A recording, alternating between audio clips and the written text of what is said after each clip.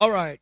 AMV, I have a friend. She's dating a guy that normally carries a lot of girls in her present, and he is claiming that man is not supposed to be committed to one woman, that he has all the right to date as many women as he wants.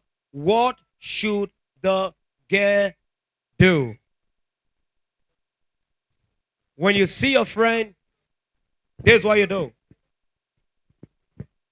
Tell her to draw her trouser up, draw the side, or look left, look right, and run for her life.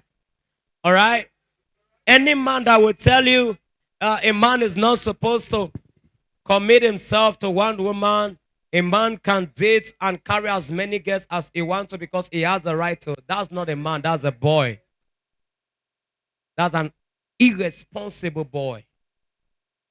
Irrespective of the age he is, he's an irresponsible boy. All right? He just gave you an excuse to be fooling around. Let your friend run for her life. That is my answer to your question. Thank you so very much.